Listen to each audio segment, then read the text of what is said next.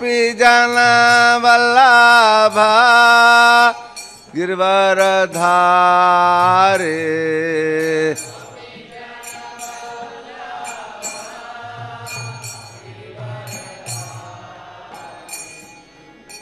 यशोदानंदन ब्रज जन रंजना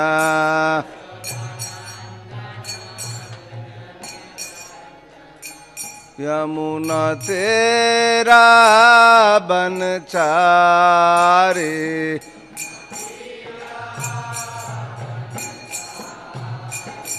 जय राधा माधवा कुंज बिहारे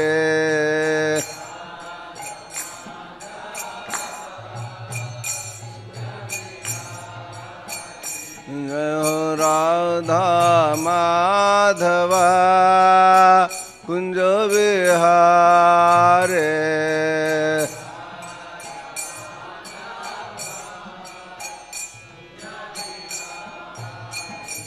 हरे कृष्ण कृष्ण कृष्ण हरे हरे हरे राम राम राम हरे हरे हरे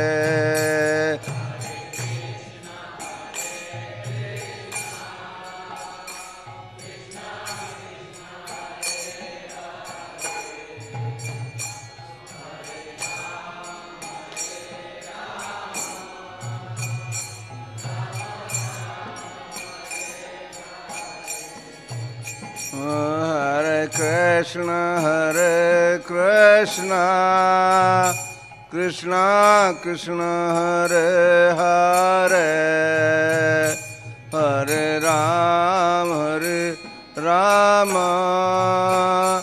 राम राम हरे हरे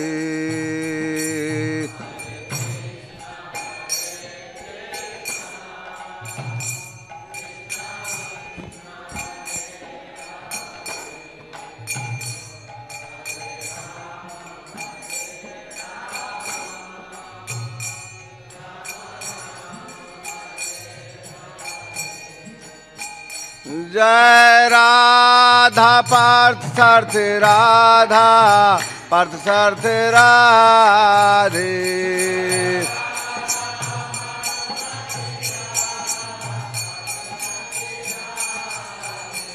जय सीताराम लक्ष्मण हनुमान सीताराम लक्ष्मण हनुमान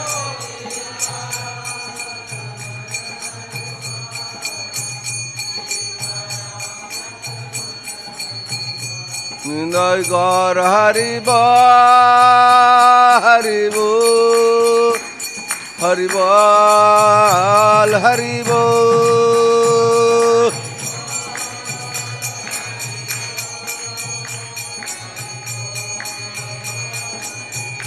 जय जय प्रभुपाद प्रभुपाद प्रभुपाद जय प्रभुपाद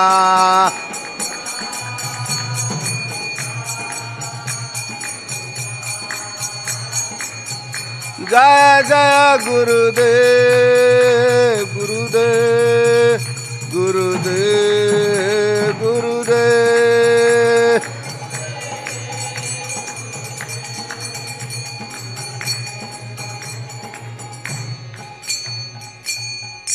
जाओ विश्वपाद परमहंस प्रभुकाचार्य देसी भक्त स्वामी श्रील प्रभुपाद की नित्य लीला प्रविष्ट श्रीमद भक्ति सिद्धांत सरस्वती गोस्वामी महाराज की रूप सनातन रघुनाथ दास रघुनाथ भट्ट गोपाल भट्टी जी गोस्वामी खड़ गोस्वामी प्रभु की प्रेम से कौ श्री कृष्ण चैतन्य प्रभु नित्यानंद श्री अद्वैत गदाधर शिवासादि गौर भक्तवृंद की वृंदावन मथुरा धाम की नवदीप मायापुर धाम की गंगा मैया जमुना मैया की भक्ति देवी तुलसी महारानी की नामाचार्य श्री हरिदास ठाकुर की साम वेद भक्तवृंद की अनंत कोटि वैष्णव वृंद की बोल परमानंदे All glory to assembled devotees, all glory to assembled, all glory to Sri Guru and Sri Gaura. Om Namo भगवते वासुदेवाय।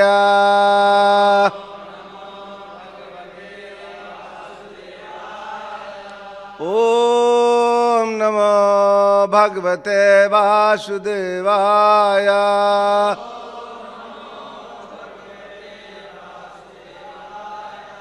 ओम नमो भगवते वासुदेवाय।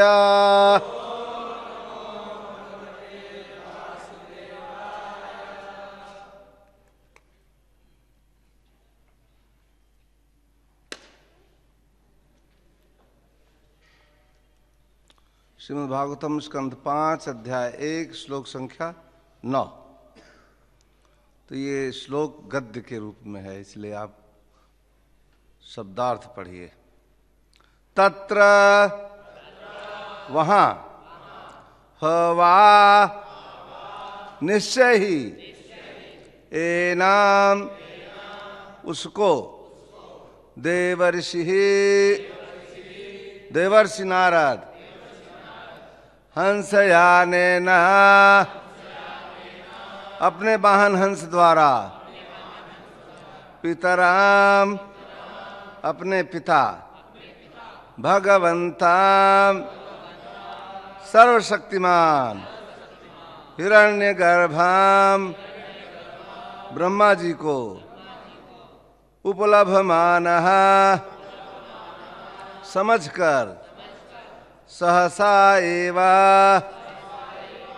तुरंत उत्थाय उठकर अर्हणेन पूजन सामग्री सह सहित पिता पुत्राभ्याम प्रियव्रत तथा उनके पिता स्वयंभू मनु अभिहित अंजलि आदर पूर्वक हाथ जोड़कर उपतस्थे अर्चना की। अनुवाद एवं तात्पर्य शेषी भक्तिवेदांत स्वामी श्रील प्रभुपाद जी के द्वारा। श्रील प्रभुपाद की। नारद मुनि के पिता भगवान ब्रह्मा इस ब्रह्मांड के सर्वश्रेष्ठ पुरुष हैं। नारद ने ज्यों ही विशाल हंस को देखा वे तुरंत समझ गए कि ब्रह्मा जी आए हैं। अतः वे स्वयंभू मनु था उनके द्वारा उपदेश दिए जाने वाले उनके पुत्र प्रियव्रत सहित अविलंब खड़े हो गए। तब उन्होंने हाथ जोड़कर आदर पूर्वक भगवान की आराधना प्रारंभ की। जैसा कि पिछले श्लोक में आया है, ब्रह्मा जी के साथ अन्य देवता भी थे, किंतु उनका विशेष विशिष्ट विशाल हंस था। अतः जैसे ही नारद मुनि ने हंस को देखा वे समझ गए कि उनके पिता ब्रह्मा जी, जिन्हें हिरण्यगर्भ भी कहा जाता है, आ रहे हैं। वे ब्रह्मा जी का स्वागत करने तथा उनका सम्मान करने के लिए तुरंत स्वयंभू मनु तथा उनके पुत्र प्रियव्रत सहित उठ खड़े हुए। ओम अज्ञान तिमिरन्धस्य ज्ञानञ्जन शलाकया चक्षुरुन्मीलितं येन तस्मै श्री गुरवे नमः।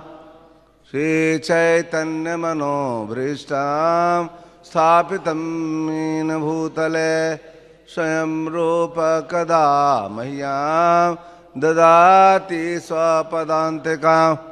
वन्देऽहं श्रीयुतपदकमलं श्रीगुरोन् वैष्णवांश्च श्रीरूपं साग्रजातं सहगण रघुनाथान्वितं तं सजीवं साद्वैतं सावधूतं परिजन सहितं कृष्ण चैतन्य देवं राधा कृष्ण पादान सहगण ललिता श्री विशाखा नृतांश। हे कृष्ण करुणा सिंधु दीनबंधो जगतपते गोपेश गोपिका कांत राधा कांत नमस्तुते। तप्त कांचन गौरांगे राधे वृंदावनेश्वरी वृषभानुसुते देवी प्रणमामि हरिप्रिये। वाञ्छाकल्पतरुभ्यश्च कृपा सिन्धुभ्यमेव च पतितानां पावनेभ्यो वैष्णवेभ्यो नमो नमः। जय श्री कृष्ण चैतन्य प्रभु नित्यानंद, श्री अद्वैत गदाधर श्रीवासादि गौर भक्त वृंद। हरे कृष्ण कृष्ण कृष्ण हरे हरे, हरे राम राम राम हरे हरे।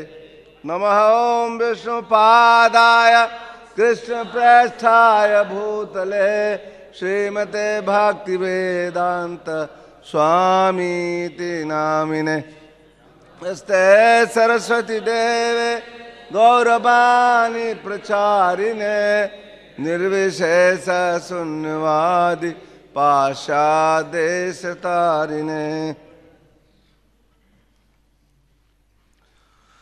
तत्र वायेन देवर्षि शयानेन पितरं भगवन्तं, हिरण्यगर्भम् उपलभमानः सहसयोत्थायारोहणेन सह, पिता पुत्राभ्यां विहितांजलि रूपतस्थे। नारद मुनि के पिता भगवान ब्रह्मा इस ब्रह्मांड के सर्वश्रेष्ठ पुरुष हैं। नारद ने ज्यों ही विशाल हंस को देखा तुरंत समझ गए कि ब्रह्मा जी आए हैं। अतः वे स्वयंभू मनु था उनके द्वारा उपदेश दिए जाने वाले उनके पुत्र प्रियव्रत सहित अविलंब खड़े हो गए। तब उन्होंने हाथ जोड़कर आदरपूर्वक भगवान की आराधना प्रारंभ की।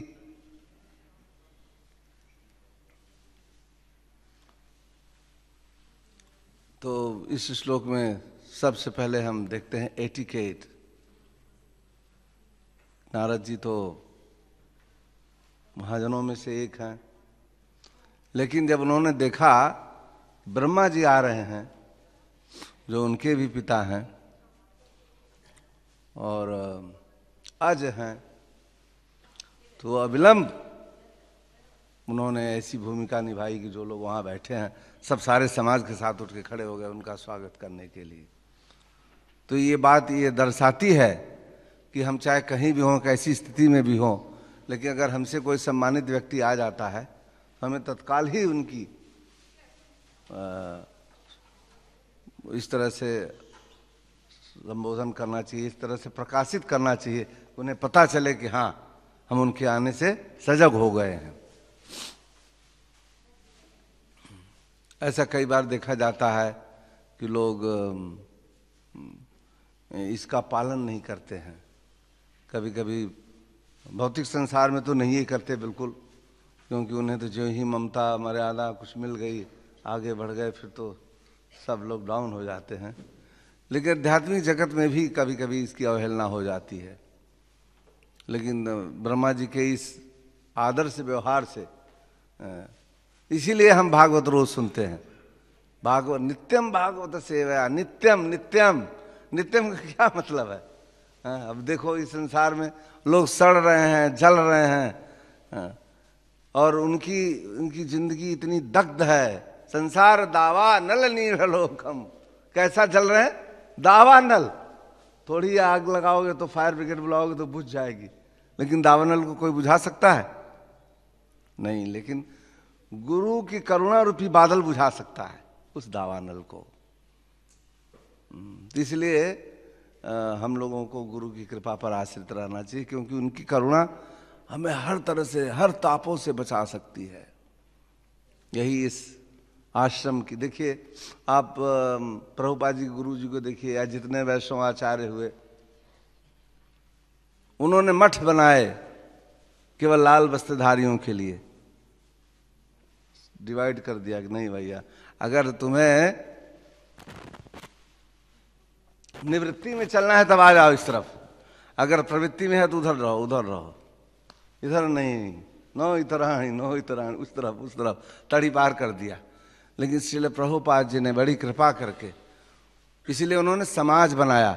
जब आप देखोगे, जब प्रभुपाद जी ने पहला रजिस्ट्रेशन कराया भक्त समाज, लीग ऑफ डिवोटीज, भक्त समाज, चाहते थे एक ऐसा समाज खड़ा करें, एक ऐसा इसीलिए उन्होंने अपने मायापुर धाम को क्या कहा? आदर्श शहर।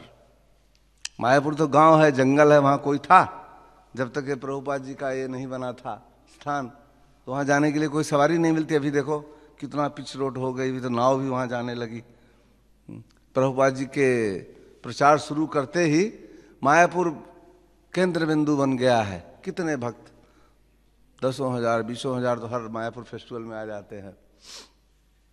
और इतना ही नहीं, कितने देशों के लोगों ने आके मायापुर का दर्शन कर लिया। क्या संभव था? कभी आप सोच सकते हैं पाकिस्तान के लोग आके मायापुर में दर्शन करेंगे? ईरान, इराक, साइबेरिया के लोग आके मायापुर आएंगे? कभी संभव था? नहीं, प्रभुपाद जी ने सब ही सुलभ, सबको सुलभ कर दिया। आओ आओ आओ, चलो मायापुर। तो क्यों ऐसा किया उन्होंने? क्योंकि वो एक आदर्श समाज की संरचना करना चाहते थे। कहां पर? गौर धाम में। क्योंकि भले ही चैतन्य महाप्रभु ने आदर्श सन्यास का जीवन दिखाया, लेकिन उन्होंने अपना जीवन गृहस्थ जीवन से प्रारंभ किया। आपने सिखाए, प्रभु ने स्वयं आचरण करके दिखाया। और उन्होंने गृहस्थ जीवन में भी इतनी शालीनता, इतनी सरलता पूर्वक जीवन को दिखाया कि व्यक्ति अपने जीवन को आदर्श बना सकता है। तो इसलिए यद्यपि प्रभुपाद जी के गुरु श्रीमद ऐशी भक्ति वेदांत स्वामी प्रभुपाद के गुरु महाराज श्री श्रीमद भक्ति सिद्धांत सरस्वती महाराज वो नैष्ठिक ब्रह्मचारी थे और चाहते भी थे कि उनके मठ में केवल ब्रह्मचारी ही निवास करें, लेकिन प्रभुपाद ने इसका, इस समाज का विस्तार किया। और उन्होंने गृहस्थों को भी, इतना ही नहीं, गृहस्थों को वानप्रस्थ फिर संन्यास, चारों आश्रमों को बनाने की बात कही। आदर्श आदैव वर्णाश्रम भी उन्होंने कहा, क्योंकि अगर आप वर्णाश्रम, जो वैदिक वर्णाश्रम है, उसको मानोगे तो फिर माया में फंस जाओगे। क्योंकि वैदिक वर्णाश्रम को लोगों ने जाति के आधार पर स्थापित मान लिया। उन्होंने जो वर्ण में पैदा हुए थे, ब्राह्मण में, वही ब्राह्मण सदा से सदा वही ब्राह्मण रहेंगे, कोई दूसरा ब्राह्मण बन नहीं सकेगा। लेकिन प्रभुपाद जी ने दैव वर्णाश्रम कहा। उन्होंने जन्मना जायते शूद्र संस्कारेत भवेद द्विजः वेद पाठी भवेद विप्रः ब्रह्म जाने सो ब्राह्मण। उन्होंने ब्राह्मण किसको कहा? जो संस्कारित हो जाए। शुक्र जन्म से उन्होंने ब्राह्मण को नहीं माना, बल्कि सावित्र जन्म से जिन्होंने दीक्षा प्राप्त की, गुरु की शरणागति ली, उसको उन्होंने ब्राह्मण बनाया। इसलिए उन्होंने सबको, यहां तक कि आप देखिए गौड़ी मठ में भी प्रभुपाद जी के लोग निंदा करने लगे। वो लोग कहने लगे कि जो लोग विदेश के लोग हैं वो विधर्मी हैं,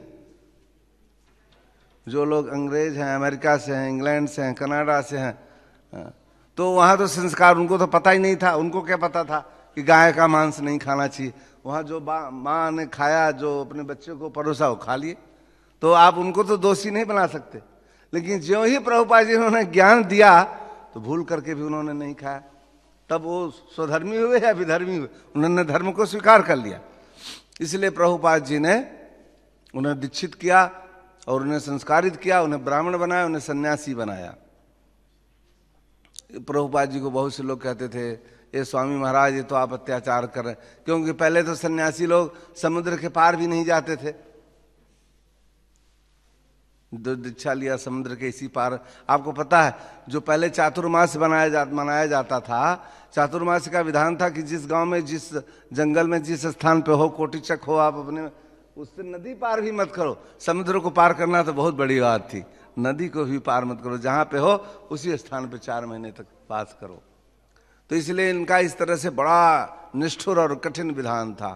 प्रभुपाद जी ने जो जितने इस तरह के नियम थे, जो समाज में बाधा प्रकट कर रहे थे, जिन्होंने समाज को कई भागों में बांटा था, उनका अतिक्रमण किया और उन्होंने दैव वर्णाश्रम स्थापित करने के लिए ये स्कान संस्था बनाई। और तभी आप देखिए, पहले साधु संत कौन बनते थे? जो एकदम बुजुर्ग हो जाते थे, जिनके बाल सफेद हो जाते थे, जो बुढ़े हो जाते थे। प्रभुपाद जी ने किसको भक्त बनाया? 16 साल, 18 साल, 15 साल, 20 साल, 25 साल के नौजवान लड़कों, आ जाओ आ जाओ। जो बावरी में इधर उधर घूम रहे थे, नशा पत्ती पी रहे थे, प्रभुपाद जी को देखे, प्रभुपाद जी अपना करताल बजा के हरे कृष्णा धुन कर रहे हैं, वो लोग आके बैठ गए। उन्हीं लोगों ने जो सिक्के चढ़ाए वहां पर छुट्टे पैसे के, $5 $6 जब इकट्ठा हो गया, तुरंत ही प्रभुपाद जी ने इसका सदुपयोग किया। दूसरे दिन उन्होंने क्या बनाया? Simply wonderful. क्या बनाया उन्होंने? हाँ, उन्होंने मक्खन खरीदा, ग्लूकोज की चीनी खरीदी, दूध का पाउडर खरीदा। देखो कितना अच्छा सरल फार्मूला।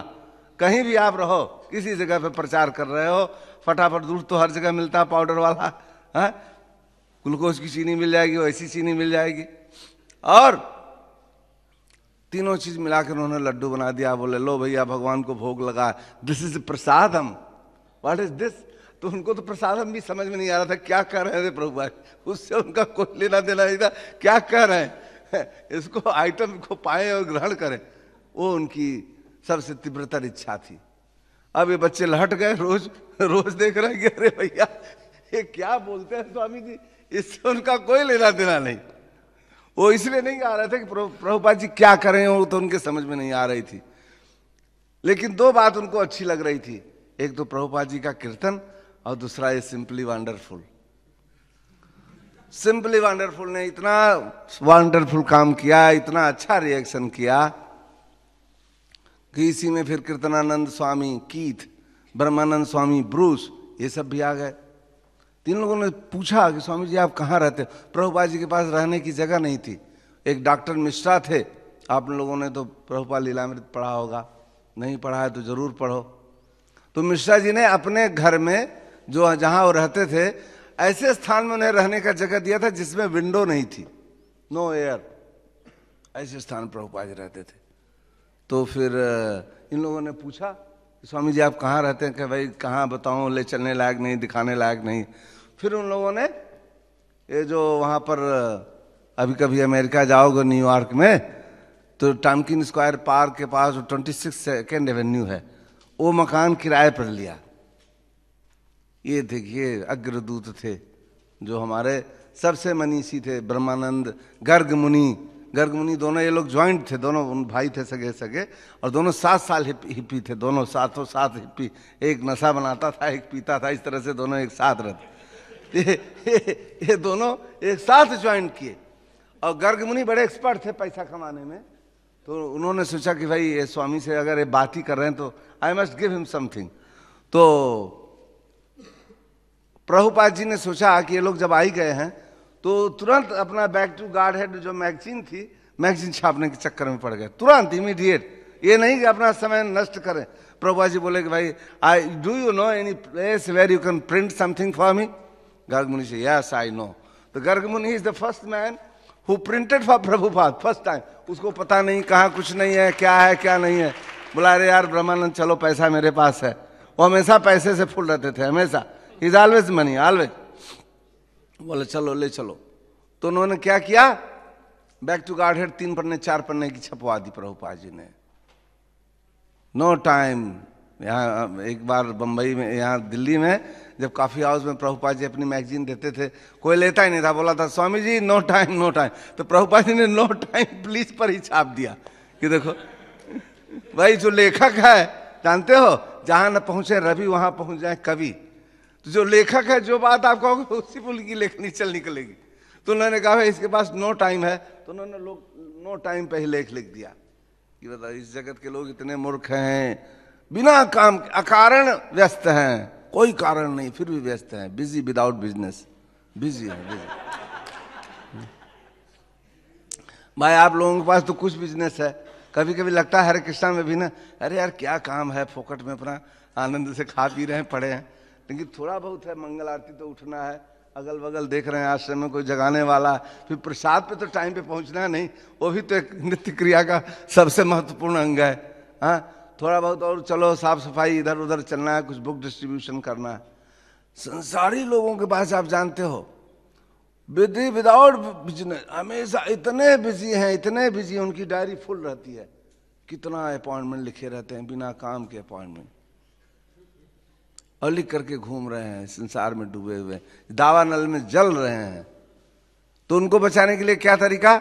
वो प्रभुपाद जी का सिंपली वंडरफुल, वही लड्डू, वही प्रसाद, वही कीर्तन, वही भागवत का संदेश, 2 पेज 4 पेज जो भी प्रभुपाद जी। आप एक बात देखोगे, आप किसी को बातचीत करके चैलेंज कर लो, नहीं समझ पाओगे, क्योंकि कोई आदमी ऐसा है ही नहीं जो आपसे अपने आप को मूर्ख समझता है।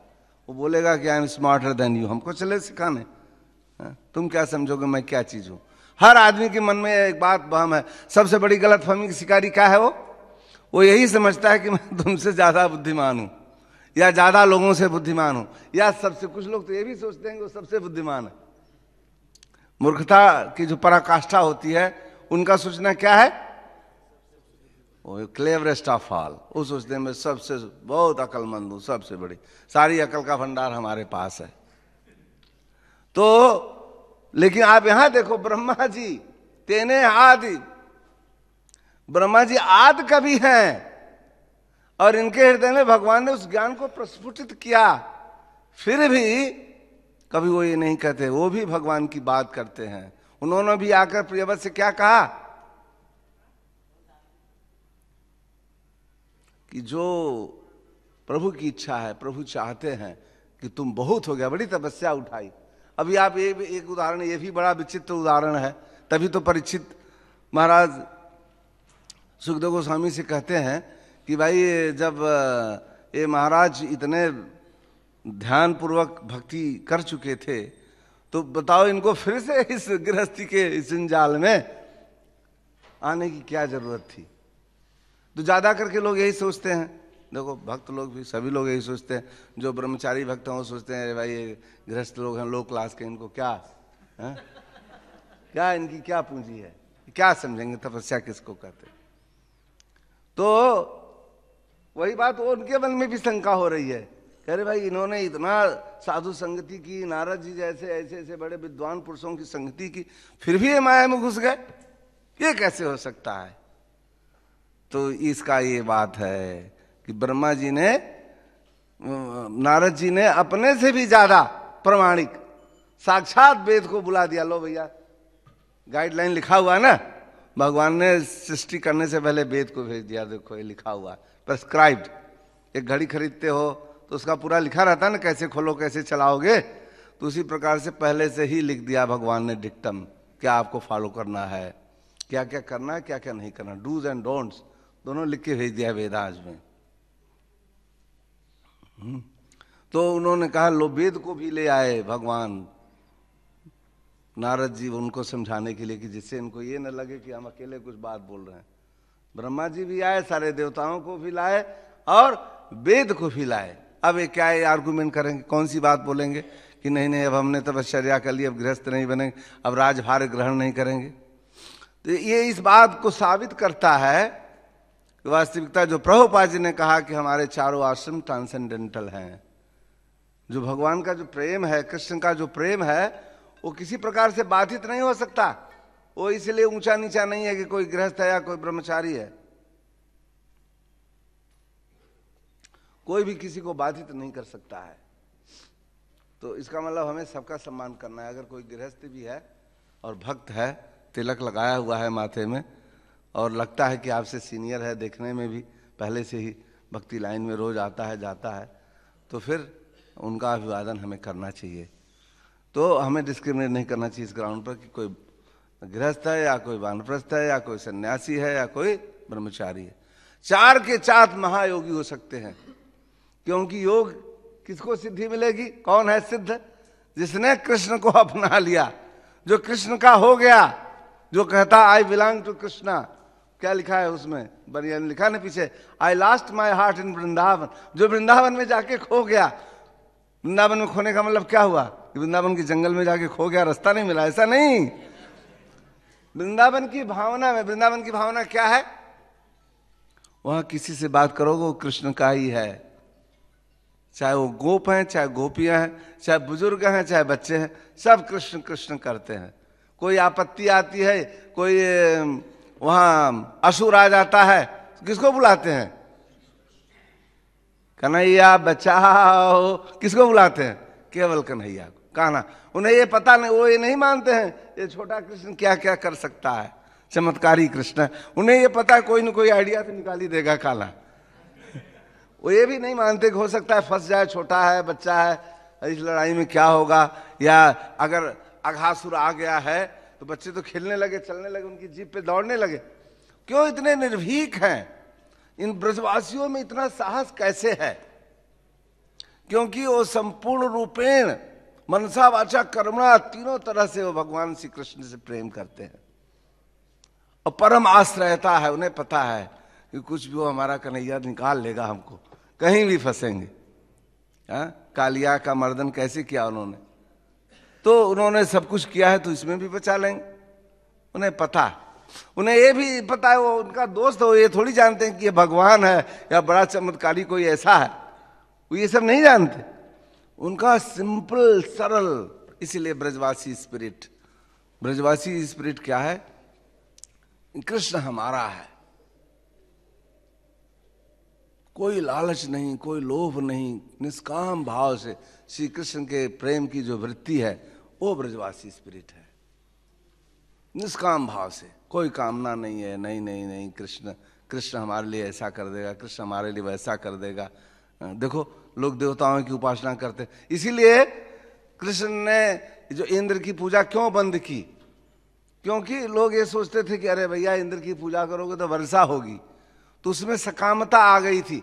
ब्रजवासियों की स्पिरिट में एक क्रास पैदा हो गया था, तो इसलिए उन्होंने उसको रोक दिया। नहीं नहीं, नो मोर, नो पूजा। क्यों? अरे कहें भैया अगर इंद्र को इतनी बुद्धि थी तो जमुना के ऊपर बारिश क्यों करता है? जमुना तो जल से भरी हुई है, वहां बारिश करने की इसको क्या जरूरत? इससे उसके बुद्धि का पता लग गया, इंद्र कितना बुद्धिमान है, इसी से समझ लो। नंद बाबा ने कहा बेटा तू समझ जरा, छोटा है लालो, छोटा है, समझ। हम लोग इसलिए पूजा करते हैं इंद्र देवता की कि उनकी कृपा से जल की वर्षा होती है, जल की वर्षा से घास पैदा होती है, हरी हरी घासें हमारी गौएं चरती हैं, तो फिर वो दूध देती हैं, मक्खन देती हैं, फिर उसकी मार्केटिंग होती है, फिर उससे हम लोगों का सारा खर्चा, सारा गृहस्थी चलती है भैया। अरे बोले बाबा आप तो इतने बड़े बुजुर्ग हो, आप समझ नहीं सकते हो उसकी बुद्धि को? देखो कितना मूर्ख है। अरे भैया तुम्हारे खेत में बारिश करे तो चलो ठीक है, लेकिन वो समुद्र के ऊपर या जलाशयों के ऊपर या जमुना महारानी के ऊपर क्यों वर्षा करता है? अगर इतना बुद्धिमान है तो। फंस गया, किसी के पास कोई उत्तर नहीं। बताओ आपके पास कोई उत्तर है? तो कृष्ण के पास क्या था? एक पेज पे दूसरा पेज लगा देते थे। खोलो टायर, कैसे खोल सकते हो? वो जहां पे पेज लगा हुआ है दूसरा उसमें लगा दिया कि लगाओ, खोलो, अपनी बुद्धि लगाओ, तो किसी की बुद्धि नहीं चलेगी। फिर अंत में लोग मान लेते हैं कि बुद्धिमताम बलवताम, बलवानों में सर्वश्रेष्ठ ये कन्हैया हमारा, बुद्धिमानों में सर्वश्रेष्ठ कन्हैया। इसलिए उनके ऊपर आश्रयता थी। कृष्ण के चापल्य से ही ब्रजवासी आकर्षित थे। तो इस प्रकार का, इसलिए हमारे अंदर ये ब्रजवासी स्पिरिट हो। इसीलिए देखिए प्रभुपाद जी क्या बोलते थे? Vrindavan is my home. तो अगर किसी को प्रभुपाद जी घर जाना है तो ब्रजवासी स्पिरिट। ब्रजवासी स्पिरिट क्या है? उन्होंने न्यू वृंदावन भी बनाया। लोग सोचे अमेरिका में कि ऐसा ना हो कि प्रभुपाद जी फिर जाके वृंदावन में बस जाए, तो उन्होंने कहा Prabhupada ji we have taken 7 hills for you. पूरा वेस्ट वर्जीनिया की पहाड़ी खरीद लिया उन लोगों ने। बोला we are making new Vrindavan, नौ वृंदावन फॉर यू। तो क्या प्रभुपाद जी को उस नए वृंदावन में और इस वृंदावन में कोई अंतर नहीं था? लेकिन तब भी तो प्रभुपाद जी एक सामाजिक व्यक्तित्व हैं, जानते हैं कि नहीं नहीं नहीं नहीं। जब देखिए उनके डॉक्टर सब लोग इशारा करने लगे कि नहीं स्वास्थ्य खराब हो रहा है, तो प्रभुपाद जी ने कहा नहीं, now my home is Vrindavan, my office is Bombay and place of worship is Mayapur. तो जब रेस्ट करना होता है व्यक्ति को तो कहाँ जाता है? अपने घर पे। इसलिए प्रभुपाद जी ने परमानेंट जो समाधि ली वो आके बैठ गए वृंदावन धाम में। क्यों? क्योंकि प्रभुपाद जी हमेशा ब्रजवासी स्पिरिट में रहे, एक सेकेंड के लिए भी। इसीलिए आप देखो लीला में कई बार प्रभुपाद जी ने वर्णन किया, लिखा, खुद लिखा कि I don't remember even one single moment when I forgot Krishna. खुद लिख रहे हैं। अभी हम लोग अपने में जरा गवेषणा करें तो 24 घंटे में ये पता लगाना पड़ेगा कब हमने भगवान को याद किया। यहां तक कि जब हम भगवान के सामने थे तब भी याद नहीं किया। और बात तो छोड़ दो, जब भगवान के सामने खड़े हैं तब भी बुद्धि इधर खींच ले गई। और वहां क्या है प्रभुपाद जी साहब कि प्रभुपाद जी कि उन्होंने कह रहे हैं कि मुझे कोई ऐसा समय नहीं याद है जब हमें भगवान का विस्मरण हुआ हो। Miles go before I sleep, miles go before I sleep, woods are Wordsworth ने लिखा है कि बहुत दूर जाना है, इसलिए हम लोगों का गंतव्य बहुत नजदीक में नहीं है, बहुत दूर जाना है सोने से पहले। अर्थात हम कृष्ण भावना भावित हो जाएं, इससे पहले हमें बहुत स्ट्रगल करनी है। और स्ट्रगल क्या है कि जो हमारे मन में चांचल्य है, जो मन में चपलता है, जो हमारे मन में चीटिंग प्रोपोजिटी है, जो हम धोखा देते हैं, दूसरों को देते वो तो बड़ा अच्छा करते हैं, अपने आप को भी धोखा दे देते हैं। और अपने आप को धोखा देने का मतलब क्या हुआ? जब के समय भी अपना माला ऐसे थिरका रहे हैं और मन कहीं इधर उधर भटक रहा है। दर्शन के समय भी भगवान के सामने खड़े हैं, दर्शन कर रहे हैं, फिर भी अगर पूछें कि आप देखा कौन सा ड्रेस था, नहीं नहीं मैं तो भगवान के चरण की तरफ देख रहा था, ड्रेस देखा ही नहीं। सीधा सफेद झूठ बोलेंगे। अभी मैं आपसे पूछूं कि भैया आपने देखा था ना भगवान का क्या ड्रेस था, क्या महाराज बहुत अच्छा पूछे, लेकिन मैं जो है ना अपना ध्यान बिल्कुल भगवान के चरणों में लगाया हुआ, देखा ही नहीं क्या वस्त्र पहने हुए थे। क्यों? ये सफेद झूठ बोलने के लिए हम लोग पैदा हुए हाँ, इसीलिए देखो हमारे तुलसीदास जी ने एक बड़ा अच्छा इस कलयुग वासियों के लिए उन्होंने एक अच्छी चौपाई लिख दी। क्या लिखा? झूठा ही लेना। इस कलयुग में लोग जो कुछ भी लेते हैं सब झूठा, झूठा ही लेना, झूठा ही देना, और भोजन भी उनका झूठा है जो खा रहे हैं, उनका चबैना, उनका ब्रेकफास्ट भी झूठा है। इसलिए हम लोगों को हर तरीके से सत्य की तरफ, सत्यमेव जयते। सत्य कौन है? सत्यम परम धीमहि। जो परम धीमहि, जो परम बुद्धि से जो प्राप्त होने वाला सत्य है श्री कृष्ण, न श्री कृष्ण शरणम मम भागवते वासुदेवा। वसुदेव के पुत्र वासुदेव श्री कृष्ण ही परम सत्य हैं। तो अगर हम उनको अपना मान लें, उनसे अपना संबंध बना लें, फिर हम ये कहेंगे कि नहीं हमारा ये तर्क हो सकता है कि भाई जब इतने बड़े बड़े ऋषि महर्षि को, बताओ नारद जी भी खड़े हैं, ब्रह्मा जी को क्यों बुला रहे हैं? क्या ये समझना इतना कठिन है? बिल्कुल कठिन है। क्यों? क्यों नहीं? ब्रह्मा जी नहीं सल्टा, ब्रह्मा जी को बुलाने की क्या जरूरत थी? नारद जी सल्टा देते, अरे भैया बात मानो चलो। और नारद जी की बात कोई मना कर सकता है? लेकिन नारद जी से ब्रह्मा जी भी घबराते हैं। क्यों? वो प्रवृत्ति मार्गी नहीं है, वो तो निवृत्ति मार्ग सिखा देंगे, फिर तो बस्ती खाली की खाली पड़ी रह जाएगी, सबको ब्रह्मचारी बना के आगे बढ़ा देंगे ब्रह्मा जी क्यों आए? इसलिए नहीं कि उन्हें पता था भाई कोई ऐसा सब्जेक्ट ही नहीं है इस दुनिया में कि नारद जी जिसे न समझा सकें। कोई ऐसी बुद्धिमान व्यक्ति नहीं है, कोई ऐसा मूर्ख से भी मूर्खाधिराज नहीं है जिसको कि नारद जी नहीं, क्योंकि वो बुद्धिमता सबसे ज्यादा बुद्धिमान है। मूर्खों को उसी तरह समझा देंगे। देखो उसको कंस को, क्या भाई कंस, महाराज कंस हो आप, महाराज कंस, तो नारद जी कहीं भी घुस जाए, कहीं भी बुद्धि बता देंगे और उनकी बात में सब आ जाते हैं। लेकिन ब्रह्मा जी इतने उतावले इसलिए हुए कि नारद जी इनको उल्टा सिखा देंगे तो जो बस्ती बसने वाली है साम्राज्य की सब खाली के खाली लाल कपड़े वाली हो जाएगी, फिर क्या होगा तो गृहस्थी बसाने के लिए उन्होंने कहा नहीं नहीं बेटा मैं आ रहा हूं और ब्रह्मा जी का स्वागत करने के लिए नारद जी सब परिकर जितने लोग वहां पर थे खड़े हो गए, जय जय ब्रह्मदेव, आइए आइए आइए स्वागत।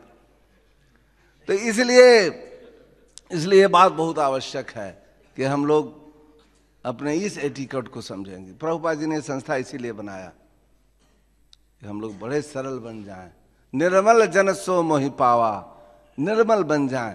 ये मन जो है हमेशा, इसलिए इस पुराण का नाम क्या है?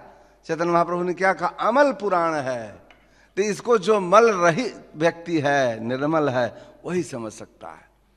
नहीं तो फिर हम ऐसे भागवत सुनते रहेंगे। देखिए ना, पूरे कर्मी लोग 7 दिन का सप्ताह पूरी ताकत लगा देते हैं, सबको कार्ड भेजेंगे, निमंत्रण भेजेंगे, हरे राम हरे कृष्णा वाले को बोलेंगे अरे महाराज आ जाओ आ जाओ। तो अगर आप पूछ लो क्या वहाँ कथा कहनी है, कहने महाराज हमारे भागवत वाले तो वृंदावन से आ रहे हैं, बात हो चुकी है, वो तो आ रहे हैं, अरे बड़े नामदार आदमी हैं, मैं जरा सा ये चाहता हूँ कि आप जरा आगे बैठ करके थोड़ा हम लोगों का उत्साहवर्धन करें।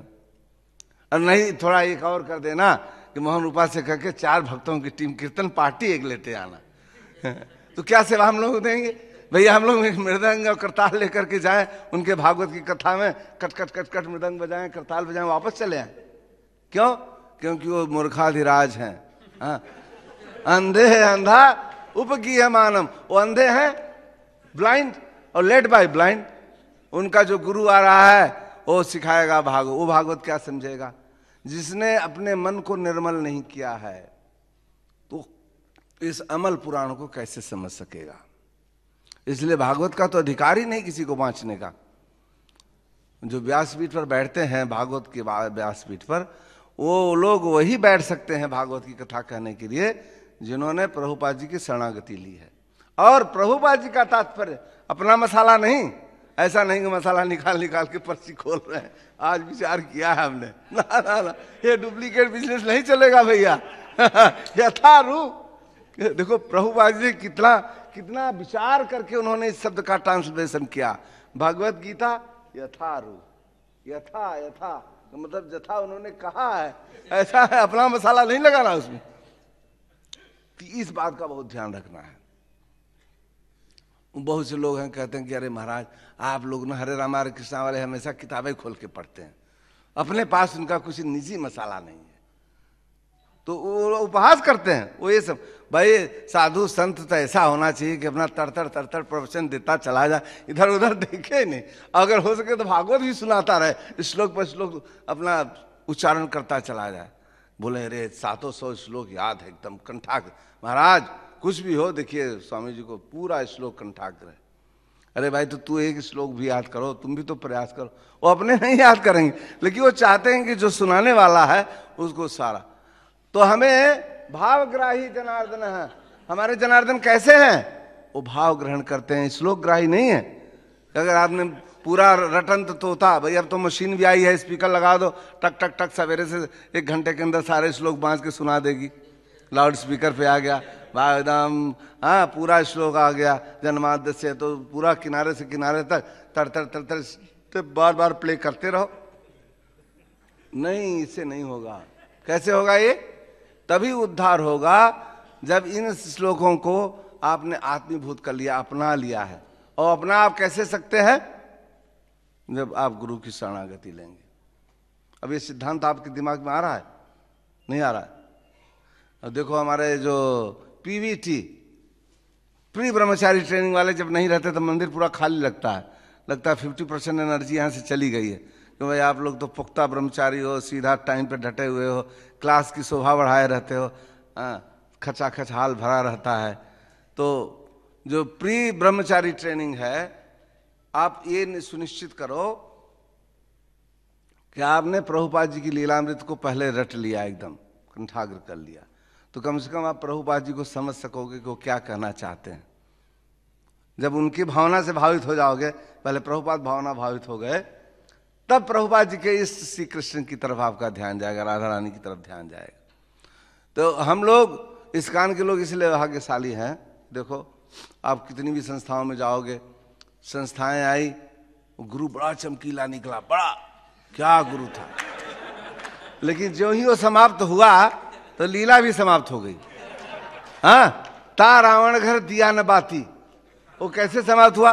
जैसे रावण खत्म हो गया तो उसके घर में कोई दिया जलाने वाला नहीं है, लंका में कोई दूसरा दिया जला रहा है। हाँ, उसी प्रकार से इन गुरुओं की हड्डी खलास हो जाती है। जब वो गए तो उनका कोई दिया बत्ती जलाने वाला नहीं रहता। फिर लड़ाई शुरू हो जाती है कि नहीं भैया ये प्लाट हमको लिख के गए। कोई कागज की झूठी टोकरी लगाएगा, बोलेगा देखो गुरु महाराज ने मेरे को पर्ची लिखी हुई है, देख लो आप। बोले नहीं नहीं, यहाँ नहीं होगा, फैसला कोर्ट में होगा। लड़ाई चालू कर देंगे। लेकिन केवल एक ऐसी संस्था है प्रभुपाद जी की, इस्कॉन ही एक ऐसी संस्था है कि इतनी शक्तिशाली संस्था है। तमाम आप विदेशों में जाओगे, बहुत से भक्त हैं जो मंदिर से टूट गए हैं, अलग से प्रचार कर रहे हैं, अलग से भी प्रचार कर रहे हैं, लेकिन प्रभुपाद जी की भगवत गीता यथारूप बांट रहे हैं, तब भी वो आगे बढ़ जा रहे हैं, क्योंकि वो प्रभुपाद जी से जुड़े हुए हैं। वैसे प्रभुपाद जी ने ये शब्द कहा हुआ, उनका डायरेक्ट ऑर्डर है, फॉलो द 4 रेगुलेटरी प्रिंसिपल, कंठाग्र लिख दिया। And never leave ISKCON. उन्होंने ये नहीं कहा कि तुम जाकर के जितने मुंडे मुंडे मतरे बिन्ना जितने आदमी उतने इस्कॉन खड़ा कर दो। उन्होंने कहा नहीं नहीं, you stay in ISKCON, follow ISKCON. और इस्कॉन में उन्होंने एक जीबीसी बाड़ी बनाई, इसीलिए उन्होंने एक आदमी को सक्सेसर नहीं बनाया। होता ना, जब गुरु जाने लगते हैं तो जितने पुराने चेले हैं सब माथा भिड़ाए रहते हैं, बगल करके, अरे भैया गुरु किसके हाथ पे रख देगा? सर पे हाथ। आजा बेटा आजा, यही है भैया। हमको गुरु जी ने आचार्य बना के गए। हम झूठा नहीं बोलेंगे। 4 आदमी से पूछ लो, कहा भैया जब जा रहे थे तो बोले थे ना यही हमारे सक्सेस, इस पंचायत में लग जाए। प्रभुपाद ने कहा नहीं नहीं। उन्होंने क्या लिखा? Governing body commission after me. ये रामकृष्ण जो है ना बजाज के मालिक, रामकृष्ण बजाज, तो बम्बई में रहते हैं। तो हम लोग बम्बई रहते थे, प्रचार करते थे, तो हम उनसे मिलने गए। बोलते स्वामी जी एक बात बताऊं। क्या बताइए? कहें जब हम भावना पूछने के लिए कि स्वामी जी अब क्या होगा, अरे आप जा रहे हो तो सब नौजवान लड़के क्या करेंगे? प्रभु ने कहा no no no no, this is very strong ISKCON. I have created a society and it will just go on for 10,000 years, 10,000। ऐसा नहीं है। प्रभुपाद जी ने एक सोसाइटी बनाई, सोसाइटी रूल करने के लिए उन्होंने नॉर्म्स बनाए, सिद्धांत बनाए, और सारे भक्तों को मैंडेट दे दिया। Mangal Aarti, Krishna prasad, books are the basis, utility is the principal, सारा सिस्टम दे दिया। इसको फॉलो करो, जहां रहोगे वहीं चमकते रहोगे। उस कान का फ्लैग मार्च करता रहेगा वो डिवोटी। इसीलिए आप देखते हो ना प्रभुपाद जी के डिवोटी कहीं भी रहते हैं अलग ही दिखते हैं, अलग चमकते रहते हैं। हाँ, उनका तिलक अगर उतना सही नहीं भी रहे, सीधा टेढ़ा मेढ़ा भी लगा रहे, तो बोलते हैं अरे आप इस कान से है ना। आप देखते हो ना कुंभ मेले में जाओ, इलाहाबाद जाओ, स्नान करो, भीड़ भाड़ में दूसरे साधु टकराते थे, बोलते आप इस कान से है महाराज। तो इसको तो पहले ही समझ जाएंगे तो अंग्रेज जैसा दिख रहा है बच्चा। लेकिन अगर काले कलूटे भी हो तब भी वो लोग समझ जाते हैं। इस तिलक से वो समझ जाते हैं कि ये हरे रामा हरे कृष्णा वाले हैं, इस कान वाले हैं। क्यों? क्योंकि इस कान की एक अलग फ्रेग्रेंस है, एक महक ही अलग है। वो समझ जाते। पूरा समाज आप देखो, इस कान का कितना बड़ा कैंप है, बहुत छोटा सा है, दोनों ब्रिज के इस पार में लगा, वो काफी दूर है स्नान स्थल से। लेकिन हम लोग गए इलाहाबाद में ढूंढने के लिए, तो जिसी से पूछते हैं वही बोलते हैं अरे भैया इधर नहीं, उधर जाइए, उधर जाइए। मतलब वहाँ जो मेला में रहता है वो क्या बैठा थोड़ी रहता है, वो अपना चक्कर खाता रहता है। और जब चक्कर खाता है तो इस कान के टेंट के सामने से गुजरता है, तो उसको ध्यान रहता है कि नहीं इस कान वाले उधर है। जहाँ रहेंगे वहाँ कुछ प्रसाद बढ़ता रहेगा, कुछ न कुछ कीर्तन होता रहेगा, कुछ तो उनको पता चल जाता। इस कान की जो अपीयरेंस है वो एकदम दिखाई पड़ती है। हाँ ब्रजनंद प्रभु। हाँ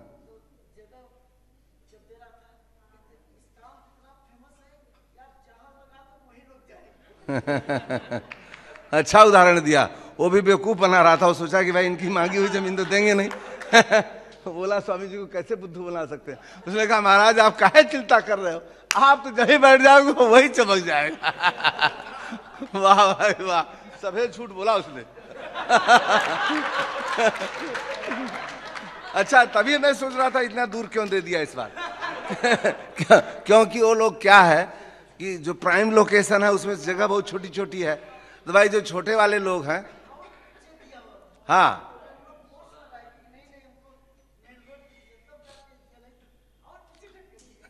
लेकिन इस बार एक बात है, मेला को बड़ा विस्तृत बनाया गया है।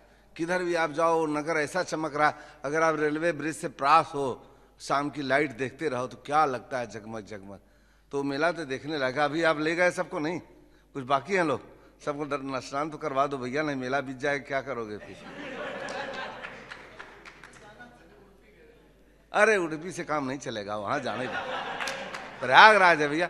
तो प्रभुपाद जी का दीक्षा स्थली है, प्रभुपाद जी ने वहां दीक्षा ली हुई है, मामूली स्थान नहीं है। प्रभुपाद जी, और प्रभुपाद जी बहुत समय तक वहां रहे हुए हैं। उनके स्ट्रगल का बहुत सा भाग प्रयागराज में है। इसलिए हम प्रयाग को कभी साइडलाइन नहीं कर सकते। दुनिया के नक्शे में अलग ही चमकता है प्रयागराज। तीर्थों का राजा है, सारे तीर्थ आकर वहां सलाम करते हैं, सल्यूट करते हैं प्रयागराज को। तो आप ऐसे नहीं कर सकते हो कि उडुपी ले गए तो हमारा खाता पूरी हो गए। हाँ भैया, अगर जिसको नहीं ले जाएंगे WT चले जाना, लेकिन जाना जरूर प्रयागराज।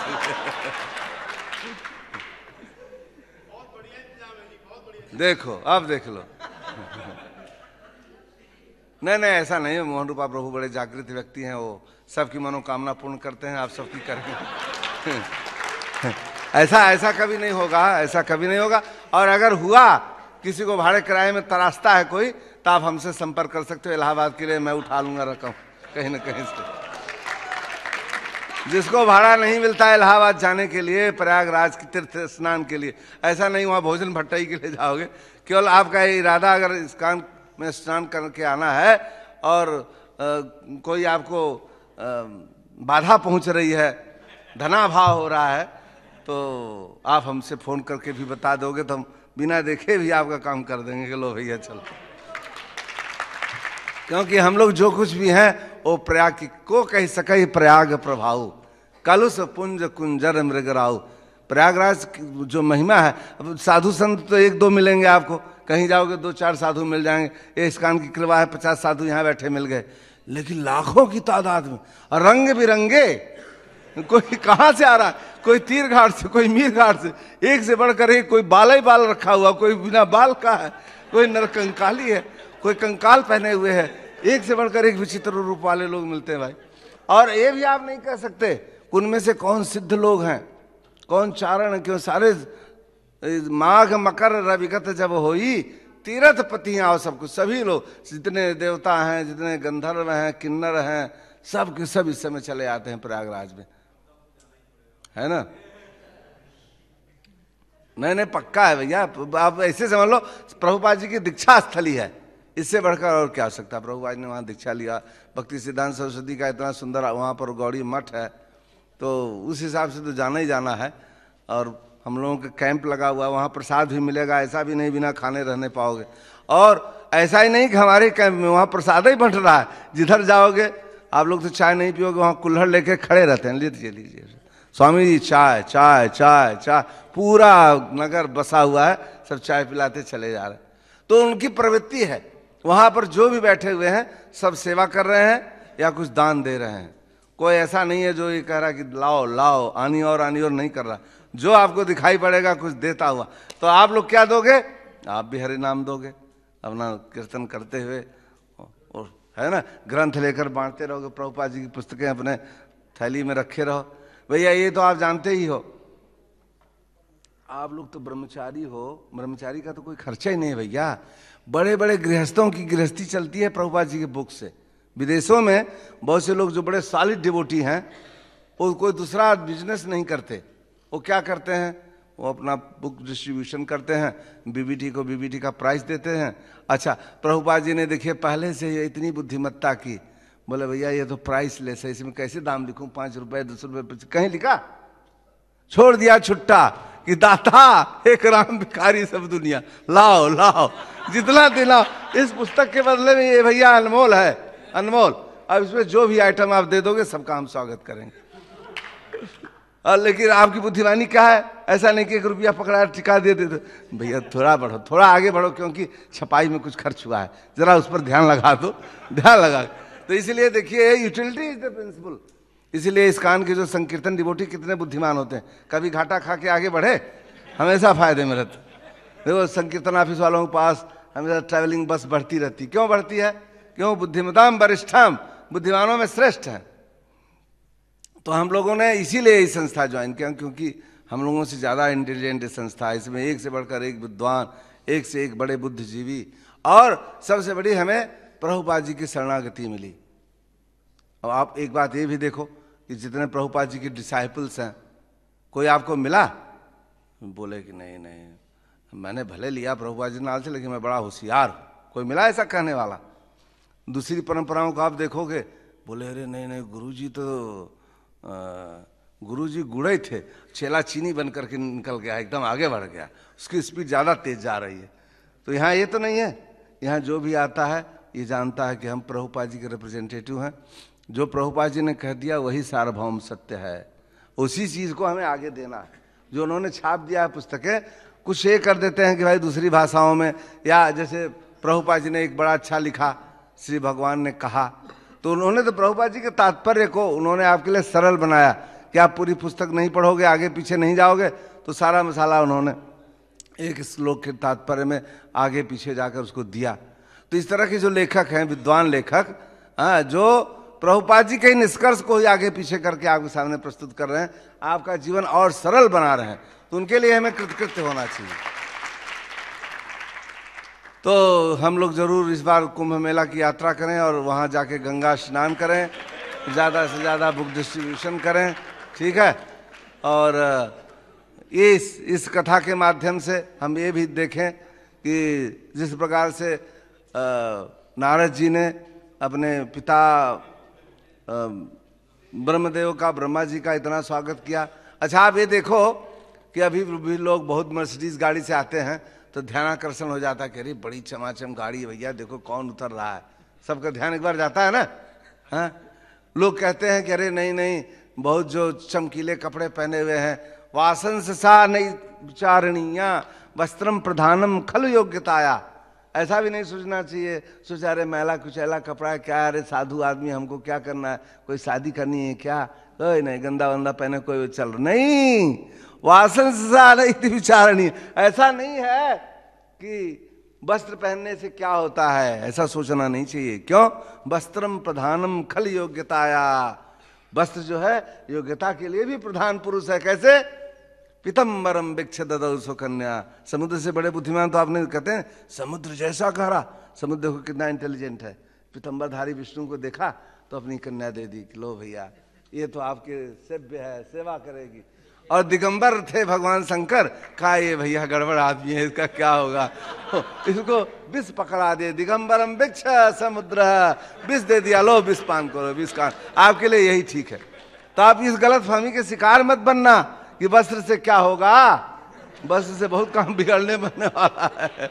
हाँ, इसलिए जहां रहो वहां एकदम चकाचक साफ, धोती कुर्ता दो ही है चाहे एक ही है, एकदम सफा टनाटन सफाई करके प्रेस करके जहां निकलो तो लगे कि हाँ हरे रामा हरे कृष्णा का ब्रह्मचारी जा रहा है भैया, छोटा मोटा ब्रह्मचारी नहीं है। हाँ, तो इसलिए इसका जरूर ध्यान रखना। वस्त्रम प्रधानम खल योग्यताया, वस्त्र भी है। चलो भैया, कोई देखो ये प्रश्न तो देंगे नहीं, कुछ उत्साह देंगे हम लोगों को, बोलो। हाँ,